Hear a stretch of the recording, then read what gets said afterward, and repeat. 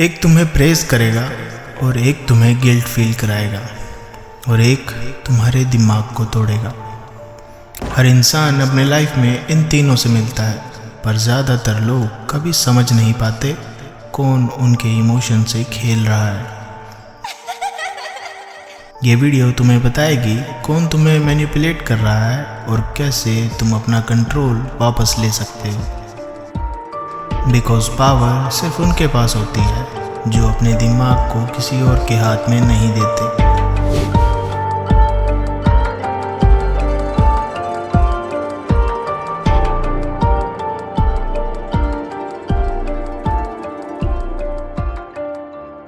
Number 1, the praise manipulator, the sweet poison. ये सबसे dangerous manipulator है क्योंकि वो तुम्हें हर्ट नहीं करता, वो तुम्हें हाई फील करवाता है। जब कोई तुम्हें कॉम्प्लीमेंट करता है, तुम्हारा ब्रेन डोपामाइन रिलीज करता है, एक छोटी सी केमिकल रश जो तुम्हें फील कराता है कि तुम स्पेशल हो, और वहीं से मैनिपुलेशन का फर्स्ट हुक लगता है। प्रेज मैनिपुलेटर ये जानता है अगर तुम्हें मीठी बातों से चने के झाड़ पर चढ़ा दिया जाए तो तुम्हें गिराने के लिए उन्हें बस एक कमांड चाहिए। वो तुम्हें कॉम्प्लीमेंट करते हैं सिर्फ कंट्रोल के लिए। ब्रो, तू तो सबसे स्मार्ट है, तुम्हारे बिना ये प्रोजेक्ट इम्पॉसिबल था। ये लाइन सुन के तुम्हें लगता है ये बंदा जेन्युइन है और ये मेरी वैल्यू समझता है। लेकिन असली गेम तब स्टार्ट होता है जब तुम उसके वैलिडेशन के एडिक्ट बन जाते हो। तुम हर डिसीजन से पहले सोचने लगते हो उसको क्या लगेगा, क्या वो मेरी तारीफ करेगा, और बस इसी मोमेंट पे तुम्हारा कंट्रोल ख़त्म हो जाता है। अब तुम डिसीजंस अपनी मर्जी से नहीं, उसके रिएक्शन के हिसाब से लेने लगते हो। वो तुम्हें एलिवेट करता है ताकि जब वो तुमसे कुछ चाहे तो तुम बिना सोचे हाँ बोल दो। प्रेज मैनिपुलेटर के कुछ साइंस हैं, जैसे कॉम्प्लीमेंट कम्स टू अर्ली, वो तुम्हें बेयरली जानता है फिर भी तुम्हारी तारीफ भरपूर करेगा। कॉम्प्लीमेंट कम्स टू ऑफन, बार बार बिना बात के तुम्हारी तारीफ करेगा, और जब तुम उसकी मदद नहीं करोगे तो वो धीरे धीरे तुम्हें गिल्ट में डालेगा। अच्छा, मैंने तो सोचा था सिर्फ तुम ही कैपेबल हो मेरी मदद करने के लिए। तुम नोटिस करोगे कि उनके टोन में तुम्हारे लिए एडमिरेशन है, लेकिन उनका मोटिव तुम्हें कंट्रोल करना है। ये लोग तुम्हें इमोशनली हुक करते हैं ताकि तुम उनके अप्रूवल के बिना अपनी वैल्यूज़ को मेज़र ही ना कर सको। और जब तुम अपना सेल्फ वर्थ किसी और के वर्ड्स पे रख देते हो तो तुम अपनी पावर खुद सरेंडर कर देते हो। रिमेंबर, ट्रू कॉन्फिडेंस साइलेंस में होती है। जिसे अपनी वैल्यू पता होती है उसे बार बार खुद को प्रूव करने की ज़रूरत नहीं होती। जो तुम्हें कॉन्स्टेंटली प्रेज करे वो तुम्हारी स्ट्रेंथ से नहीं, तुम्हारी नीड फॉर वैलिडेशन से खेल रहा है। ये स्वीट पॉइजन है, पहले मीठा लगता है पर धीरे धीरे तुम्हारा कंट्रोल चुरा लेता है। Number 2, the guilt manipulator. ये वो लोग होते हैं जो तुम्हारे कॉन्शियंस पर खेलते हैं। वो तुम्हें गिल्ट ट्रिप में डाल देते हैं ताकि तुम उनके लिए वो काम करो जो तुम करना नहीं चाहते। ये मैनिपुलेटर ओपन एग्रेशन से अटैक नहीं करते, वो तुम्हें इमोशनल पेन से कंट्रोल करते हैं। तुम्हें लगता है वो हर्ट है, पर असल में वो हर्ट होने की एक्टिंग कर रहे हैं। मैंने तो हमेशा तुम्हारा साथ दिया और अब तुम ये भी नहीं कर सकते मेरे लिए। अच्छा छोड़ो, मुझे आदत है इग्नोर होने की, सब मेरे साथ ऐसा ही करते हैं।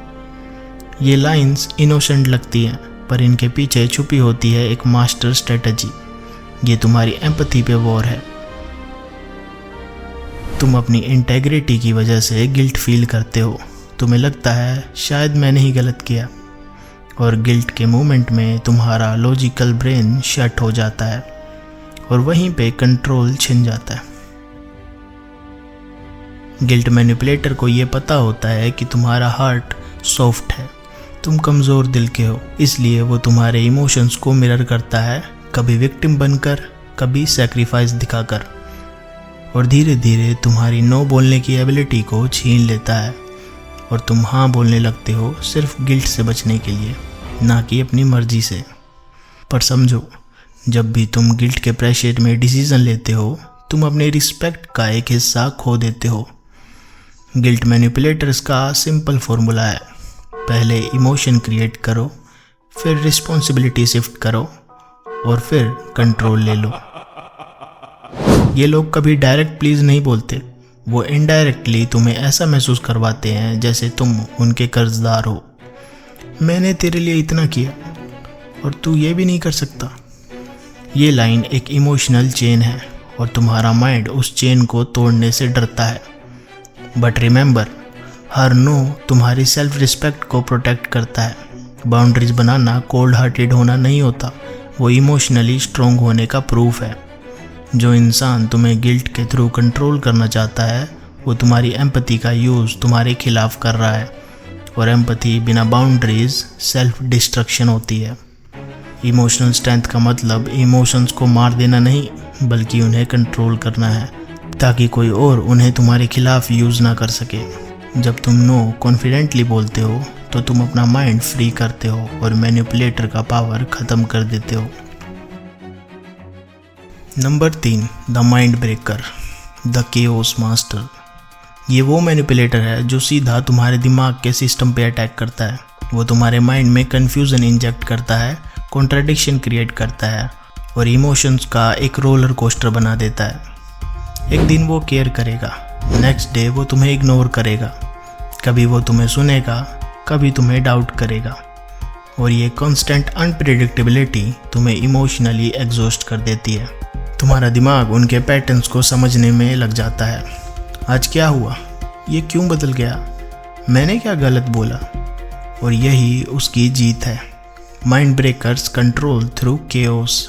उनका गोल सिंपल है, तुम्हें अनसर्टेन रखना, एंसियस बनाना और क्लैरिटी के लिए उन पे डिपेंडेंट कर देना।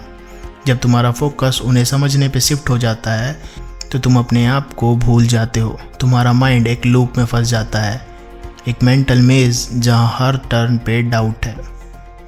ये लोग गैसलाइटिंग में एक्सपर्ट होते हैं। वो तुम्हारी रियलिटी को ट्विस्ट कर देते हैं ताकि तुम अपने परसेप्शन पे ही डाउट करने लगो। वो तुमसे कहेंगे तुम ओवरथिंक कर रहे हो, ऐसा मैंने क्या बोल दिया, तुम्हें गलत याद है।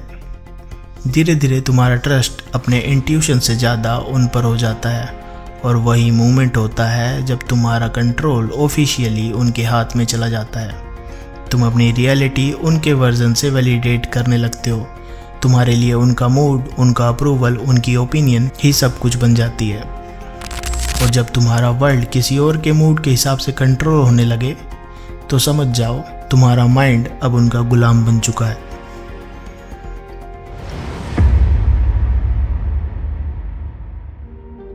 एंटीडोट है डिटैचमेंट। जब तुम रिएक्शन देना छोड़ देते हो उनका कंट्रोल ख़त्म हो जाता है, क्योंकि माइंड ब्रेकर को कंट्रोल चाहिए, और कंट्रोल तभी पॉसिबल है जब तुम रिएक्ट करो। हर बार जब तुम कामली ऑब्जर्व करते हो वो उनका इल्यूजन तोड़ता है। Observation is power, reaction is slavery. इस बात को अपने दिमाग में डाल लो। माइंड ब्रेकर को हराने का सबसे बेस्ट तरीका है ऑब्जर्व करना, ना कि इंगेज करना। उसके वर्ड्स को डिकोड मत करो, उसकी साइलेंस को समझने की कोशिश ही मत करो, बस देखो बिना रिस्पॉन्स दिए। क्योंकि जब तुम उनके केओस से इमोशनली अलग हो जाते हो उनकी पूरी गेम ही कोलैप्स होने लगती है। वो तुम्हें कंफ्यूज कर ही नहीं सकते अगर तुम्हें क्लैरिटी चाहिए ही ना हो। और वही मोमेंट होता है जब तुम उनके पजल से बाहर निकलकर अपने माइंड के मास्टर बन जाते हो। देखो, हर मैनिपुलेटर एक मिरर है, वो तुम्हें तुम्हारी कमज़ोरियाँ दिखाता है।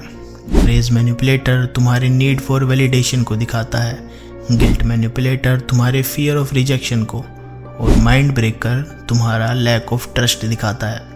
जब तुम इन वीकनेसेस को समझ जाते हो तुम इनविंसिबल बन सकते हो, क्योंकि असली पावर किसी और को डिफीट करने में नहीं, अपने अंदर के गुलाम को मारने में है। So stop being easy to please, easy to guilt or easy to confuse.